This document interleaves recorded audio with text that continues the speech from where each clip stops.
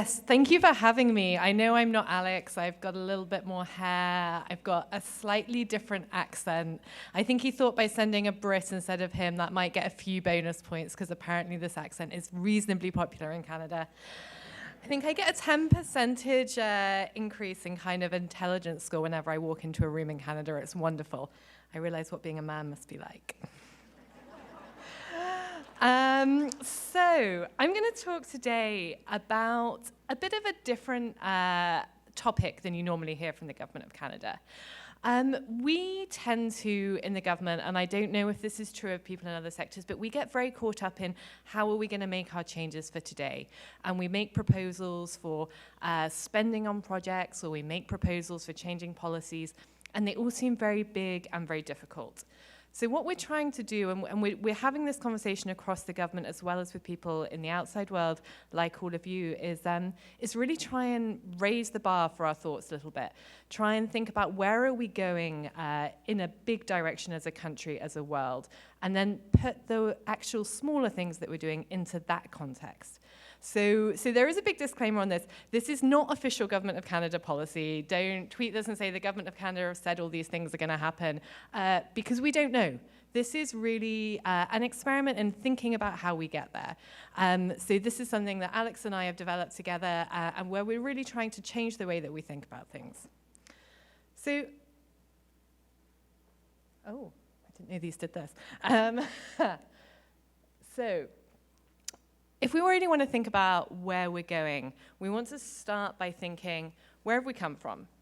So quickly, kind of quick run through of the last 50 years. 50 years ago, we had the first 16-bit mini computer. So Data General shipped a total of 50,000 of these at a cost of $8,000 US each. So actually getting towards a kind of more normal price point for a computer. 40 years ago, we had the first Walkman. Imagine that might be making some of us feel a little bit old. But really something that was starting to change people's listening habits. You could listen to music on the go. You weren't restricted to listening to music in your house or in your car. 30 years ago, first genetic engineering in humans. First genetically engineered human cells began flowing into the first human patient on May 22nd, 30 years ago, so almost exactly 30 years. 20 years ago, particularly for Canadians, first BlackBerry. First handheld device, which acted like a two-way pager. I imagine there'll be some people in this room who remember these. 20 years ago, just think how far we've come in the last 20 years since these. 10 years ago, the first all-electric car produced for the mass market. So this is a Nissan Leaf. First time that this was really being targeted at more of a mass market, 10 years ago. 5 years ago, first bionic eye, not giving people full sight, but really getting to a stage where people who were going to lose all of their vision could start to see light and darkness and movement in a room. And now, so back to today, I'm sure everybody in the room knows what this is. We're now able to take a photograph of a black hole, something that we weren't going to be able to do 5 years ago because of the advances in technology we've had, which allow us to store this amount of data. So we've come a huge way in the last 50 years. And even the advances in technology in the last 5 years are allowing us to do things now which we couldn't do before. So going forward, where are we going to in the next 5 years? So in a year's time, we're going to have a plane, first supersonic quiet tech flights. So we've had Concorde before, we've had supersonic flights, but with a loud boom, which meant that they couldn't be flown over land or not effectively. So as NASA's developing supersonic quiet technology, this could fundamentally change the way that we travel around the world. 2 years from now, we'll have a prototype. We had a prototype model of an artificial kidney in 2010. We've had clinical trials beginning in 2017. But this artificial kidney, 2 years from now, which we're going to start trialing in humans, will have an indefinite lifespan, which is significantly more advantageous than real transplanted kidneys, which have a 10 to 12-year lifespan, just 2 years from now. 3 years from now, looking at first hover taxis in Dubai. So more transportation impacts, more impacts for what we think on regulation, what we think for transport systems, what we think for parking. High-speed trains in France, which will be driverless on the TGV network, already being trialed and prototyped now to be in place in 4 years' time. And 5 years from now, real advances in bioelectronics to treat things like arthritis. In 2014, there was a breakthrough in bioelectronics. These are developing at pace, and as improvements come, these are going to get ever smaller. So looking at these being in place in the next 5 years. So if that's just 5 years, where can we be in 50 years? And what does that mean for the way that we as government, or you as private sector, or people in businesses think about where we go? So cyborgs, very kind of sci-fi now. Cyborgs are going to be likely to be pretty normal in 50 years' time. Humanity's likely to have interwoven itself with technology to get to our optimal operating capacity. There will be limbs which will be more effective than organics. Humanity's going to start integrating these into itself. So what does that mean for people's rights? What do we think of as a person? What do we think of as a machine? It's going to be more commonplace to live to 150 years old. What does that mean for housing, accommodation, education, skills? And surgical robots are going to be working alongside human surgeons to target operations more effectively, to give healthcare to people in remote areas. So you think cyborgs? Cyborgs are a little bit kind of far-fetched, a little bit sci-fi. This is Neal Harbison. Neal is basically the world's first human cyborg. Neal was born with a disease which meant that he couldn't see color. He'd not just colorblind, he could only see in black and white.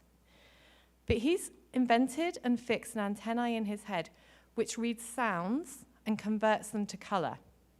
And this pretty much knocked him out for the first 6 months when he was just overwhelmed by the amount of information he was receiving. But he had a battle with the UK Passport Authority to get them to recognize and allow him to have his antennae in his passport photo. Because there are all these rules around passport photos. You can't wear your glasses, you can't wear a hat, you can't do any of these things, you can't smile. So imagine what they said when he wanted to have an antennae in his photo. But he won his battle. And this is kind of the first victory for cyborg rights. He has his girlfriend, apparently, and I'm not really sure what the value of this is, but his girlfriend has an implant in her arm which buzzes when she's facing north. So that's kind of, for me, I can kind of get the antennae thing, the facing north thing. I don't know, maybe if your GPS stops working, but these are the types of developments that are happening right now.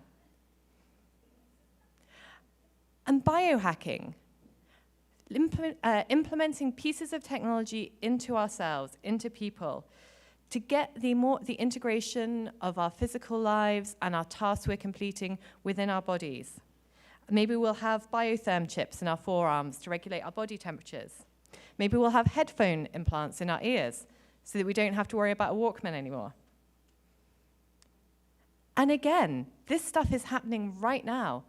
There is a company, a transport company, a train company in Sweden who have offered commuters the opportunity to put a magnetic chip in their hand, and the train guards scan the chip and check that they've got their pass for their train. It uses the same technology as tap when you use your credit card. And it's got a few bugs at the moment. It's got a few kinks in it. There's been a few people whose LinkedIn profiles have popped up rather than their train card. So they're ironing those things out. But this is happening right now. And when I first read this, I thought, okay, well, there's a couple of people maybe. There's 2,000 Swedish people who have opted to go for this. It's not niche. Digital healthcare. So we're going to see, and we're already seeing, huge advances in digital healthcare, whether that be 3D bioprinting, genetic engineering, surgical robots. The way that we're able to treat ourselves and provide care for people is going to change hugely in the next 50 years. And in Hamilton, in Ontario, right here, the first robot knee surgeon is now in place. So surgeries began with this robot knee surgeon in January of this year, operating alongside surgeons, making 3D models in the hospital in Ontario right now. And the way that we live and we operate our day-to-day lives is going to change hugely as well. We're not going to be going to grocery stores anymore.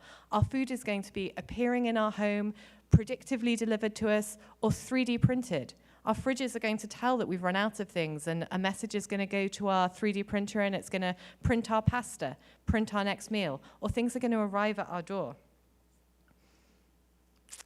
And again, obviously, we're going to pick on we have to have at least one Amazon example in this. I think I actually have two.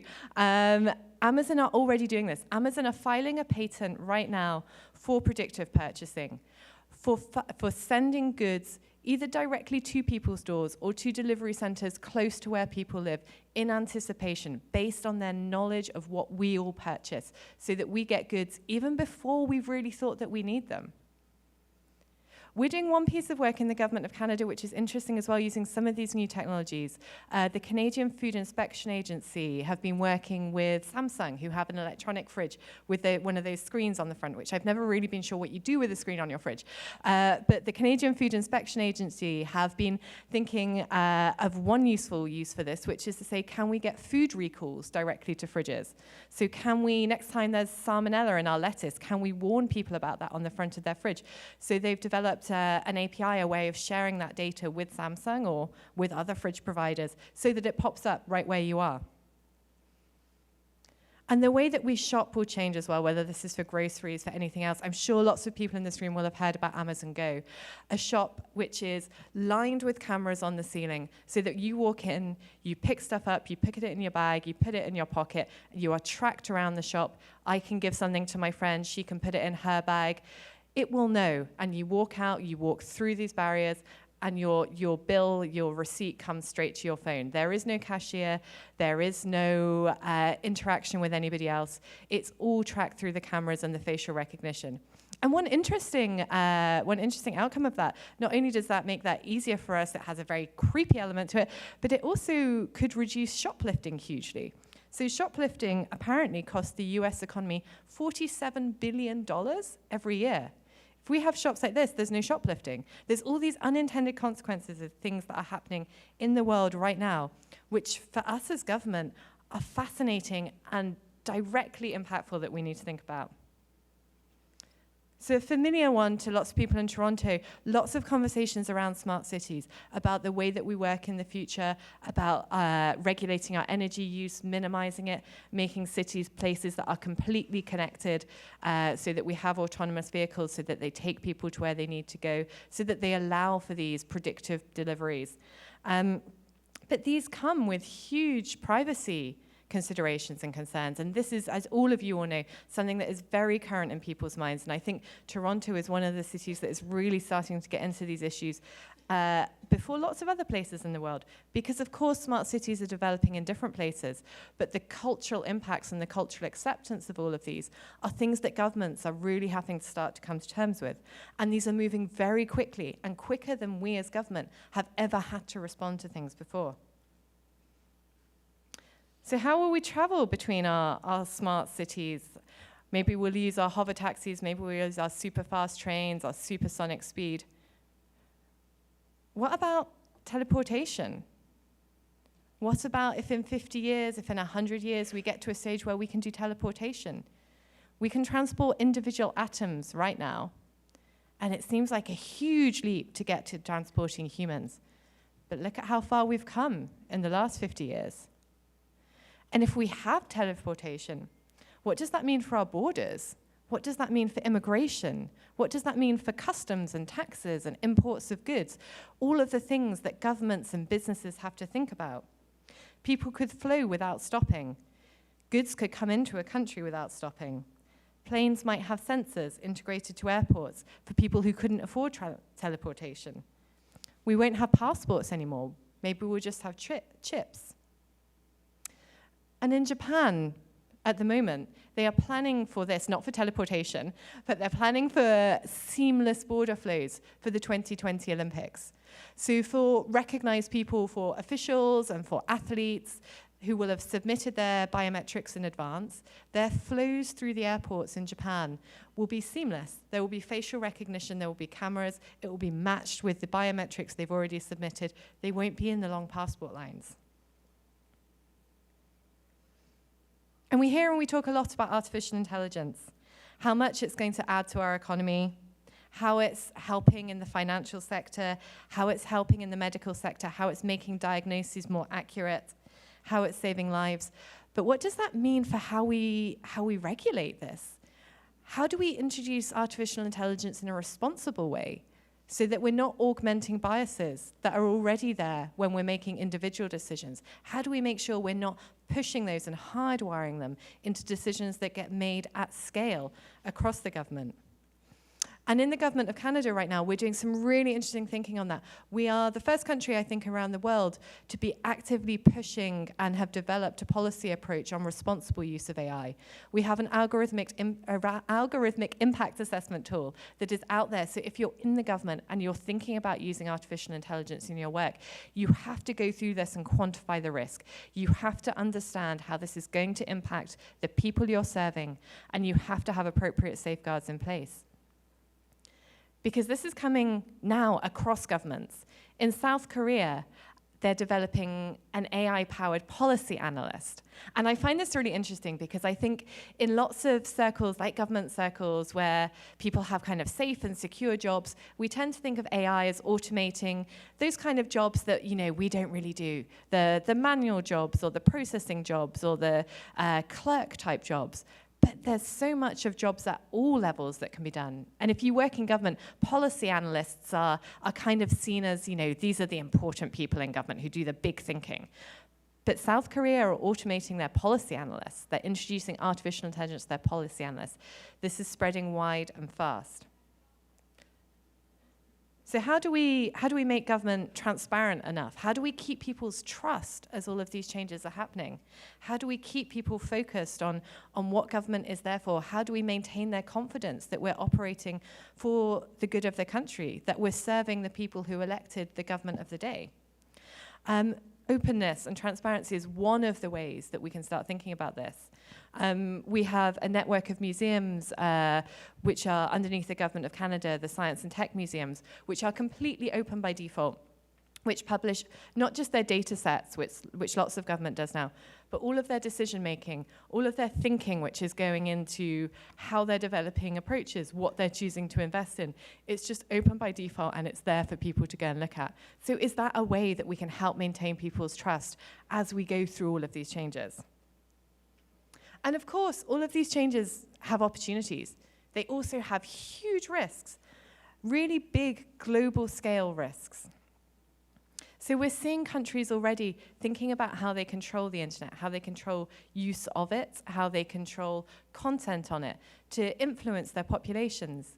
I was on a panel yesterday with a gentleman from Iraq, and Iraq have made huge strides in the last 5 or 6 years, but he was telling me that at the moment it's exam season in Iraq, so people who are going to universities are taking their graduate exams, and the authorities really don't want any cheating in these exams, and they're worried that access to the internet and smartphones might allow people to cheat in their university exams.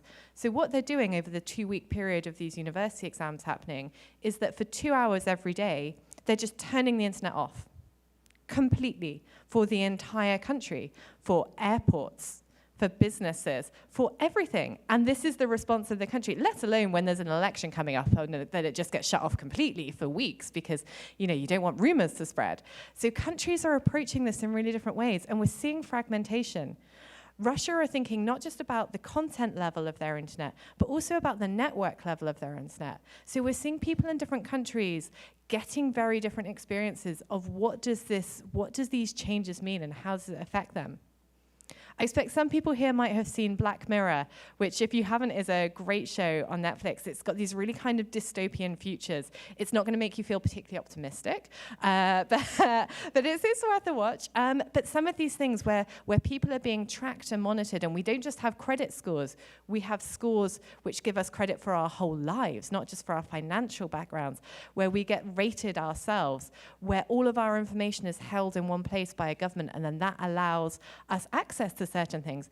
This kind of thing is happening right now, and there's lots of fascinating stuff happening in China, which is really worth reading about and checking out. Identity hacking. As we're getting more and more information in one place, how do we ensure that that isn't used against us? How do we ensure that only the people who need to have access to it do? We saw the WannaCry virus happen in 2017. That cost $4 billion, just that one virus alone. So huge risk, but inevitably, this change is happening. This change is happening fast, and it's happening at scale. And it's happening at a way that we've never had to react before. So as government, and as many companies have, we've survived through revolutions in the past. We've adapted, we've changed work laws, we've protected workers. We've successfully adapted through previous revolutions. But this one is happening at a pace and scale that we just aren't used to. So we need to think about how we upskill our people, whether these are people in government who are going to have to be responding like this, or whether these are all of you outside who are working to make the most of these opportunities and to take advantage of them in a responsible way. So we're going to need new laws. In the government at the moment, we're thinking about how do we make the services that we offer for people better? How do we stop giving people a horrible PDF form? How do we get just decent online services in a way that everybody expects, in a way that you see from other organizations that you interact with? So we're going to need new laws so that we can start thinking about how do we share data to allow us to do this? How do we protect people's data? How do we give people back control of the data that we hold about them? Because we as government hold lots of information about all of you, and we hold it in all different departments, in all different agencies, and it's not joined up at the moment, and we aren't able to tell you as a citizen where that data is, who's accessed it, without going through a very long bureaucratic paper process. How do we make that a quick and easy thing for people to see where their data is and who's got it and what it's being used for? We're going to need new policies in government. We're going to need new ways of looking at these horizontal issues, because these issues don't hit a regular department structure. Government is set up in these departmental structures that have been there for over 100 years. We have laws that were designed before the automobile. We have really big work to do to think about how do we support change, and how do we regulate this? How do we manage it? How do we make sure that the country as a whole gets the best out of it rather than one group of individuals? So we need to think about privacy. We need to think about how legislation that is there that calls for you to submit something via a fax is going to change. We need new skills. We're training up people ourselves within something called a digital academy, where we're getting people trained up in the thinking that they need. Retraining. We have about 260,000 employees across the government as a whole. This is a big ship for us to turn. And it's all very well Alex going to conferences or me coming here and us kind of trying to spread this message. But we have a lot of people who have been told to work in one way for a very long time, who are really having to think very differently about how they work. We need to think about the workforce that we need as well, how we train people up, but also how we get people in, and how trends for the workforce as a whole are changing. We're seeing the gig economy become more and more prevalent, and that works really well for some people. It doesn't work well for other people.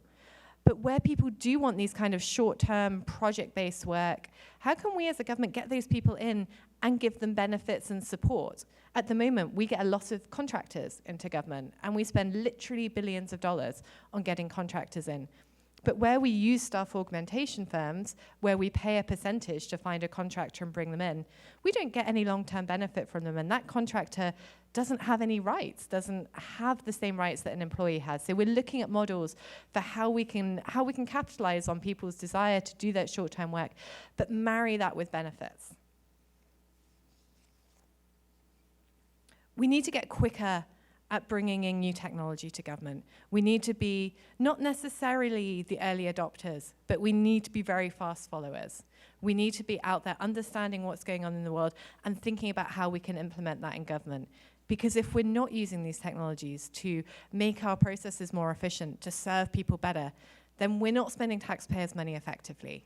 Because there are things which new technology can offer now, which give us opportunities that we never had before, which means that people, instead of doing data processing and data entry, can actually focus on how to serve everybody as citizens better, how they can use their skills in a better way.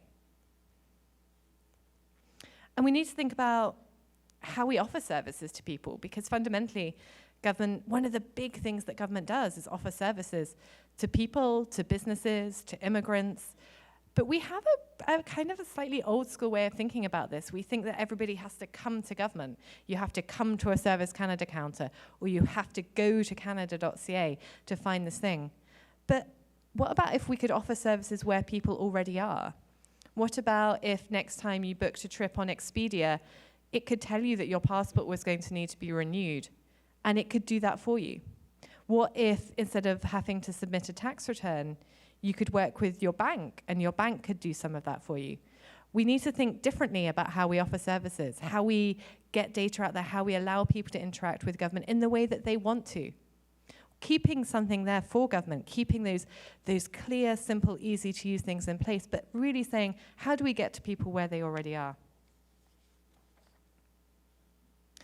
So, lots of big direction, lots of things that we need to think about, but I think everybody really needs to start thinking about and getting their heads around.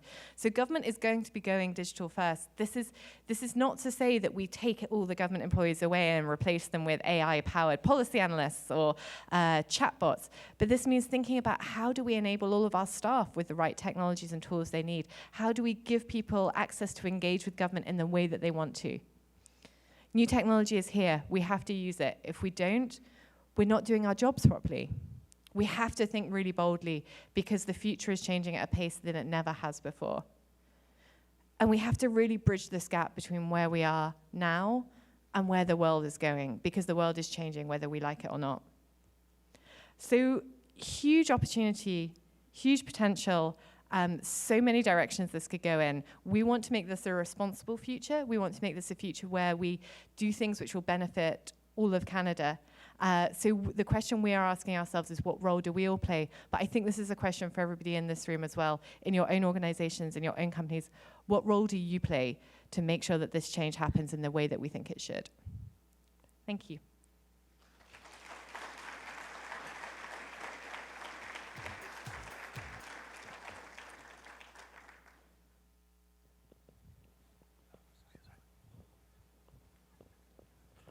Please, one more time for Olivia and Neal. Thank you. Yeah, absolutely. Can you say your question? Yes, Okay. And we do have time for a few questions for Olivia and Neal, if there may be any. Shocked. Then I will. I do. First off, well, I just have a personal one on the cyborg. That's pretty incredible. Yes. Where does this individual live? So I think he's in New York, but I think he's pretty international. There's some YouTube videos on him, which are definitely worth watching. It's genuinely really fascinating, and I think that we always have these people who are willing to do things that none of the rest of us would do, that are seen as the really, really crazy people, but in 10, 20 years' time, this is going to be the norm. It's going to be inevitable, but people will maybe look back on him as being kind of the founder of cyborg rights, or the person who's leading the way. But yeah, it's mind-blowing. He's going to get a Facebook friend request from me, 100%. Oh, well, apparently also his antennae has like a Wi-Fi channel in it. And so his friends can, because he can't see things in color, his friends can use an app to send pictures of things directly to his antennae, and then his antennae will interpret them into sounds that he can then interpret into colors. So you have to make friends with him, and then you can send him stuff on That's incredible. directly to his antennae, yeah. What would you say are the top skills needed from today's change management practitioners? So I think this is change management practitioners, but probably everybody actually. We have to have open minds. I think the worst thing that we can do is get fixated on this is the right way of doing things, and this is therefore how it will be done, because things are moving so quickly. So the more that we can keep our minds open, the more that we can be seeing what's going on out there in the world, the better we'll be able to adapt. Because if we think that we can fix things into rigid boundaries, if we think we've got if we think we're going to be able to predict what's happening in 5 years' time, let alone 10 years' time, which is sometimes what I see government contracts as being, we're kidding ourselves. We really have to think, how do we adapt and change? How do we be flexible in our approaches? And you touched on this as well just now, but what are some measures we can take to ensure that change management is integrated into project management? So I think one of the things that we're seeing in the government of Canada is we're having a bit of shift in the way that we do some of our project management, particularly in the digital and tech space. We're seeing Agile being used much more as a methodology for managing particularly digital delivery. And Agile delivery is really about thinking, how do we do things in very small iterative chunks? How do we make sure that at each very short stage, we're going back to the people who are going to be using something and seeing if it works for them, and if it doesn't, being able to stop and adapt and go in a different direction. So what I really think is that change management will start to become a part of ongoing project management. But I think where we're seeing bits of government be very successful, they are dedicating resources to saying, it's not enough to just deliver a project. We need people to manage the change and the impact on individuals as well, because people in our organizations are having so many impacts from all sorts of things, whether this be the way their workplace is set up, the devices they're given, the tasks they're being asked to work on, the expectations that people do learning from home. They've got all of these different impacts. So we've seen some organizations set up specific change management specialist areas to help guide organizations through some of those considerations. I will open up to one final question. Yeah, absolutely. These microphones, but hi, I'll stand up. So the order of change is almost as important as the strategy that you choose behind your change management, and especially in regulated areas and regulated industries, we have a hard time balancing the regulation and the law with all of this stuff that's going on. We all want to join the parade, we all want to jump in, and then we're open-minded, but then we get stuck. So from a government perspective, what are some of the foundational pieces that maybe government is focusing on or prioritizing so that we can order or prioritize our change projects accordingly? I think it's a really interesting question. I would say honestly, I don't think that at the moment we are not changing regulation and law as fast as we need to respond to some of the things that are going on in the world out there right now.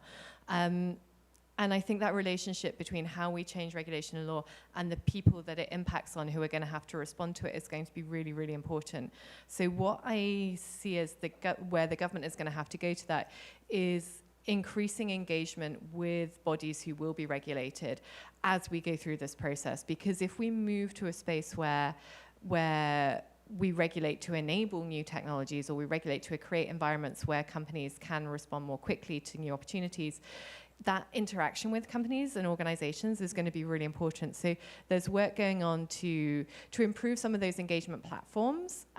So I would definitely recommend actively engaging in those types of conversations. I don't really want to say consultations, because there will be some formal consultations, but actually for me that's kind of a thing that gets time boxed, and I think it's more about the ongoing engagement that's going to be important, because one of the trends that we're seeing is an increasing recognition that government cannot and should not make these kind of changes alone, and we need to bring in the expert voices from the wider ecosystem if this is going to be successful. So I would definitely make a plea for saying, like, think about how you can engage with government, making sure that these changes are going to work for organizations as well as from a government perspective.